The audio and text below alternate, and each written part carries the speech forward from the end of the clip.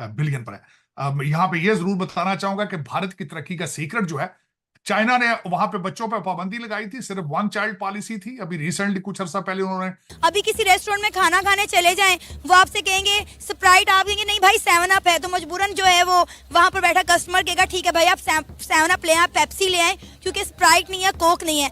तो Israeli product तो आप, सीक्रेट उनकी पढ़ी लिखी मिडिल क्लास है, उनके यूथ जो पढ़ी लिखी है। और मैं हमेशा ये कहता हूं कि भारत के साथ रिलेशनशिप के बगैर आप सरवाइव नहीं कर पाएंगे। आप तो वो बेशक गजा में वो जो भी जुल्म है उनका हमने जवाब किसी और तरह देना। ये नहीं होता कि हम जो उनसे तो जो खुशियां हैं उनको बंद कर दें, या मतलब आप हैप्पी न्यू ईयर, आपके रिलेशनशिप बेहतर नहीं होंगे। उनको सबसे बड़ा इतराज आप पे ये है कि आप स्टेट स्पॉन्सर टेररिज्म का है। हम कॉफी बेच रहे हैं ये भी इसराइल की है, नेस्ले का पानी बेच रहे हैं ये भी इसराइल का है, पेप्सी बेच रहे हैं ये भी इसराइल की है। हमें ये सभी चीजें पता है। आपको ये बताना होगा कि state is not involved in any kind of terrorism. तो ये इन पर बैन लगाए ना, पहले इनको देना लोगों को बंद करें। वो जो चाहते हैं, हाफिज सईद एक बहुत बड़ा मसला है, और ये टाइमिंग। तो हेलमेट भी था और मेरे पास आईडी कार्ड भी था, तकरीबन सभी कुछ था मेरे पास। इतनी नफरी खड़ी थी कि आप देखेंगे बेकसूर ही बस उन्होंने कहा कि आप इधर दाएं तरफ मुड़ रहे हैं, आपने इशारा नहीं चलाया और मेरा 2000 का चालान कर दिया। तो मैं अब क्या कह सकता हूँ, सख्ती होनी चाहिए लेकिन इतनी नहीं होनी चाहिए कि आप आवाम को बिल्कुल ही मौका ना दें कि यार आप सेलिब्रेट नहीं कर सकते। इंडिया जिसको हम लोग बड़ी सेंसिटिव है, टाइमिंग सेंसिटिव इसलिए है कि दुनिया के ऊपर इस वक्त जो है ब्लॉक जो है चेंज हो रहे हैं थोड़े बहुत। भारत के रिलेशन खुद बेचने पर मजबूर है और अवाम भी खरीदने पर मजबूर है, क्योंकि रोटी खाई और पेप्सी के बगैर वो नीचे नहीं जाएगी। इस्लामिक पर्सपेक्टिव्स है उनको हम अगर अलग रख के अमेरिका के साथ थोड़े खटाई का शिकार हुए। इसी वजह से आपके आर्मी चीफ 2 हफ्ते यहाँ पे रह के गए हैं। वो कुछ लोग अगर खुश हो रहे हैं उससे तो उनको सेलिब्रेट करने देना उसके जवाब में डॉक्टर जयशंकर रशिया गए हैं। चाहिए। बैन तो लगाया और उससे ज्यादा सख्ती भी कर दिया। मैं खुद ही अभी शादरा से आ रहा था। और आपने जिस तरह खुद अभी फरमाया था कि पुतिन साहब ने भारत को कांग्रेचुलेशन कहा है। लोग मुंह भर भर के बातें करते हैं, इंडिया ने गजा में मदद भेज दी, आपने क्या भेजा गजा में? America has lost their title being super power. जिस तरह आपने देखा होगा कि सऊदी अरेबिया और ईरान की सुलह बीजिंग में हुई थी। भारत ने आबादी के लिहाज से चाइना को क्रॉस कर लिया। साजिद तारड़ साहब मौजूद हैं और ये वीडियो बहुत ही इंटरेस्टिंग और स्पेशल इसलिए होने वाली है कि 2023 में क्या अचीवमेंट की इंडिया ने, क्या अचीवमेंट की पाकिस्तान ने, क्या खोया इंडिया ने, क्या पाया, क्या खोया पाकिस्तान ने। और 2024 में इंटरनेशनल लेवल पे जो प्रेडिक्शन की जा रही हैं, आज इस प्रोग्राम में हम पाकिस्तान को लेकर, इंडिया को लेकर कुछ प्रेडिक्शन करने वाले हैं। साजिद तारड़ साहब हमारे साथ मौजूद हैं, इनसे बात करेंगे। और भी बहुत सी ऐसी चीजें हैं, और बड़ी बात कि पाकिस्तान में हैप्पी न्यू ईयर के हवाले से अगर बात करें, न्यू ईयर नाइट की सेलिब्रेशन पे बैन रहा, क्या वजह है बैन करने की, इन चीजों पे बात करेंगे। अस्सलाम वालेकुम सर। वालेकुम सलाम, थैंक यू। से मेरे देखने वाले तमाम व्यूवर्स को नए साल की बहुत बहुत मुबारक हो। मेरी दिल से ये दुआ है कि नया आने वाला साल आपके लिए ढेरों खुशियाँ और ढेरों कामयाबियाँ लेकर आए। मैंने देखा सोशल मीडिया पर किस तरह इंडिया समेत दुनिया भर में नए साल की खुशियों को सेलिब्रेट किया गया, लेकिन अफसोस के साथ कहना पड़ रहा है कि पाकिस्तान में न्यू ईयर सेलिब्रेशन नहीं हुई। पाकिस्तान की गवर्नमेंट ने न्यू ईयर सेलिब्रेशन पर बैन लगा दिया। फ़लस्तीन में जो कुछ हो रहा है उसकी वजह से पाकिस्तान इस्लामिक वाहिद कंट्री था जिसने न्यू ईयर सेलिब्रेशन पर बैन लगा दिया। पाकिस्तान के अलावा बाकी तमाम इस्लामिक कंट्रीज़ में न्यू ईयर सेलिब्रेशन की गई, लेकिन पाकिस्तान में न्यू ईयर सेलिब्रेशन नहीं की गई। गवर्नमेंट की जानिब से किए जाने वाले इस इक़दाम पर पाकिस्तानी अवाम का क्या रद्द अमल है, आइए। भारत ने आबादी के लिहाज से चाइना को क्रॉस कर लिया है। भारत की आबादी 1.42 बिलियन हो गई है और चाइना इज स्टिल ऑन 1.41 उनके बिलियन पर है। यहाँ पे ये जरूर बताना चाहूंगा कि भारत की तरक्की का सीक्रेट जो है, चाइना ने वहां पे बच्चों पे पाबंदी लगाई थी, सिर्फ वन चाइल्ड पॉलिसी थी। अभी रिसेंटली कुछ अर्सा पहले उन्होंने पाबंदी खत्म की। लेकिन भारत की तरक्की का सीक्रेट उनकी पढ़ी लिखी मिडिल क्लास है, उनके यूथ जो पढ़ी लिखी है। और मैं हमेशा ये कहता हूं कि भारत के साथ रिलेशनशिप के बगैर आप सरवाइव नहीं कर पाएंगे, आप तरक्की नहीं कर पाएंगे। लेकिन इस तरह की चीजों के साथ आपके रिलेशनशिप बेहतर नहीं होंगे। उनको सबसे बड़ा इतराज आप पे ये है कि आप स्टेट स्पॉन्सर टेररिज्म का है। आपको ये बताना होगा कि state is not involved in any kind of terrorism. तो वो जो चाहते हैं, हाफिज सईद एक बहुत बड़ा मसला है, और ये टाइमिंग बड़ी सेंसिटिव है। टाइमिंग सेंसिटिव इसलिए है कि दुनिया के ऊपर इस वक्त जो है ब्लॉक जो है चेंज हो रहे हैं थोड़े बहुत।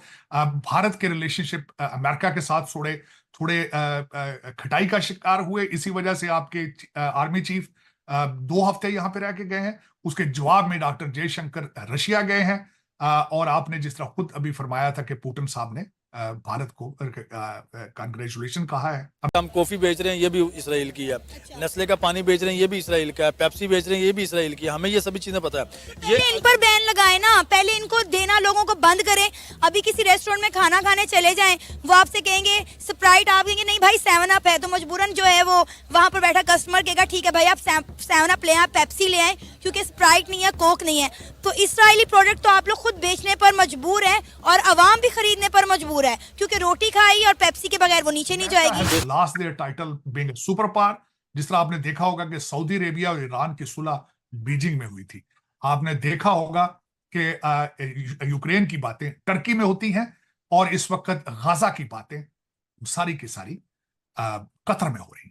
जो पहले चीजें कैंप डेविड में होती थी, आजकल वो कैंप डेविड में नहीं हो रही। इन्होंने दुकान बंद कर दी है, इनकी तवज्जो किसी और चीज पर है। मैं आपको हकीकतन कह सकता हूं, इस वक्त पाकिस्तान और इंडिया के अंदर सैयद ज्यादा है, सऊदी अरेबिया में सैयद कम है, क्योंकि हर दूसरा बंदा कहता है कि हम अरबियों के रिश्तेदार हैं। हालांकि आप अरबियों के रिश्तेदार किस तरह? आप तो सारे हिंदुओं, मैं बिल्कुल, आप हिंदुओं से हुए, सिख हुए या सिख, मैं आप खुद, मेरी अपनी जो एंसेस्ट्री है who were from Hindus to Sikh हुए, सिखों से मुसलमान हुए, मैं जाट बरादरी से, इसी तरह सारे हुए। लेकिन पता नहीं ये क्या बात है, फोबिया है, किसी को पूछे तो वो कहते नहीं जी, हर दूसरा बंदा शजरा हाथ में लेके फिर रहा है, वो सीधा हजरत अबू बकर के साथ मिलाता है या हजरत उस्मान के साथ मिलाता है। और यार इतने सैयद तो सऊदी अरेबिया में भी नहीं है। इस्लामिक पर्सपेक्टिव्स है उनको हम अगर अलग रख के सोचें तो वो बेशक गजा में वो जो भी जुल्म है उनका हमने जवाब किसी और तरह देना। ये नहीं होता कि हम जो सा तो जो खुशियां हैं उनको बंद कर दें, या मतलब आप हैप्पी न्यू ईयर है, वो कुछ लोग अगर खुश हो रहे हैं उससे तो उनको सेलिब्रेट करने देना चाहिए। बैन तो लगाया और उससे ज़्यादा सख्ती भी कर दिया। मैं खुद ही अभी शादरा से आ रहा था तो हेलमेट भी था और मेरे पास आईडी कार्ड भी था, तकरीबन सभी कुछ था मेरे पास। इतनी नफरी गड़ी थी कि आप देखें कि बेकसूर ही बस उन्होंने कहा कि आप इधर दाएं तरफ मुड़ रहे हैं, आपने इशारा नहीं चलाया और मेरा 2000 का चालान कर दिया। तो मैं अब क्या कह सकता हूँ, सख्ती होनी चाहिए लेकिन इतनी नहीं होनी चाहिए कि आप आवाम को बिल्कुल ही मौका ना दें कि यार आप सेलिब्रेट नहीं कर सकते। इंडिया जिसको हम लोग मुंह भर भर के बातें करते हैं, इंडिया ने गजा में मदद भेज दी, आपने क्या भेजा गजा में? दिखावे की है, ये दिखावे की मदद भेजी तो ना, भेजी तो, मेरी बात सुनिए, दिखावा किया, मदद तो भेजी, तो आप लोग भी दिखावे की मदद भेज दें। क्या आपको क्या पता, हम हो सकता है कि अंदर से पता नहीं कितनी मदद कर रहे हो। सर नहीं सुनने में आ रहा ना, नहीं खबर सामने आ रही। दिखाना चाहते हैं, हम दिखाना ही नहीं चाहते कि हम क्या कर रहे हैं। अक़वाम मुत्तहिदा में जाके बात करनी चाहिए, इजलासिस में जाना चाहिए, वहाँ पे आवाज़ उठानी चाहिए, ना कि आप हुकूमत पे उसका गुस्सा निकालें। दुनिया के ज्यादातर ममालिक के अंदर इलेक्शन होने वाले हैं। उन्होंने इसका मिसाल इस तरह दी है कि दुनिया की सबसे ओल्डेस्ट डेमोक्रेसी अमेरिका, यहां भी इलेक्शन हो रहे हैं। दुनिया की सबसे बड़ी डेमोक्रेसी तादाद के लिहाज से पॉपुलेशन के भारत, वहां भी इलेक्शन हो रहे हैं। दुनिया में इस वक्त सबसे ज्यादा सेंसिटिव और छोटी जगह ताइवान, उसमें वहां भी जनवरी के अंदर इलेक्शन हो रहे हैं। बांग्लादेश के अंदर इलेक्शन हो रहे हैं और बड़ी कंट्रोवर्सी। और दुनिया की सबसे मजबूत डेमोक्रेसी पाकिस्तान में भी इलेक्शन होने वाले हैं। उन्होंने मदद मांगी तब तो आप खामोश हो गए, तब तो आपके मुंह से एक लफ्ज नहीं निकला और अब आपने न्यू ईयर सेलिब्रेशन पर बैन लगा दिया है। डेफिनेटली देखें, एक जो लाठी वाला होता है ना, जिसकी लाठी है उसकी भैंस। मेरा ख्याल है कि इस हुकूमत का गुस्सा इस गरीब आवाम पे निकलता है, या तो टैक्सेस बढ़ा दिए जाते हैं या कोई ऐसा काम कर दिया जाता है जिससे आवाम ना खुश हो। अगर आपने इतनी ही मजम्मत करनी है इसराइल के बारे में तो जाएं भाई अक़वाम मुत्तहिदा में बात करें। सर पाकिस्तान गवर्नमेंट की जानिब से न्यू ईयर सेलिब्रेशंस पर बैन लगा दिया गया है, क्या कहेंगे, कैसा इकदाम किया गया हमारी गवर्नमेंट की जानिब से? आप इनके इस इकदाम पर सेटिस्फाइड हैं? बिल्कुल, जिंदगी में पहली मरतबा उन्होंने अच्छा काम किया है। क्योंकि ये न्यू ईयर जो होता है ये हमारा मुसलमानों का काम नहीं है मनाना, क्योंकि हम इस्लामी रियासत से तल्लुक़ रखते हैं और इसलिए कि इस्लाम में हमारा पहला साल का दिन जो शुरू होता है वो मुहर्रम से शुरू होता है। ठीक है, मुहर्रम पे ही ख़त्म हो जाता है। ऊपर से हमें खुशी मनानी ही नहीं चाहिए। एक तो मुसलमान, आधा एक मुसलमान है हम, और हमारे मुसलमान भाइयों पे बड़े तशद्दुद और जुल्म हो रहा है फ़लस्तीन में, ख़ास करके फ़लस्तीन में जो हो रहा है, इसराइल कर रहा है, आप सभी को पता है और हमें पता है, बहुत जुल्म कर रहा है। हमें तो मनाना भी नहीं चाहिए, किसी किस्म का नहीं करना चाहिए। मैं तो यहाँ तक कहता हूँ कि बल्कि इनके खिलाफ इन दिनों में एहतजाज होना चाहिए। हर जितने भी इस्लामी मुल्क हैं एहतजाज करना चाहिए इनके खिलाफ, ताकि इनको पता चले कि इस्लामी मुल्क जो हैं आज भी इकट्ठे हैं अपने इस्लाम के लिए। लेकिन सर तमाम इस्लामिक ममालिक में तो सेलिब्रेशन हो रही है। पाकिस्तान वाहिद एक इस्लामिक कंट्री है जिसमें न्यू ईयर सेलिब्रेशन पर बैन लगा है। तुर्की में न्यू ईयर की सेलिब्रेशन हो रही है, दुबई में सेलिब्रेशन हो रही है, सिर्फ पाकिस्तान ने इस पर बैन लगाया ना। ये भी तो देखें ना कि जितने भी इस्लामी मुल्क हैं वो किस अपने अपने नामों में बने हैं। तुर्की में बने हैं, सऊदीया का नाम है, अच्छा दुबई नाम है, लेकिन पाकिस्तान का मतलब क्या है? ला इलाहा इल्लल्लाह।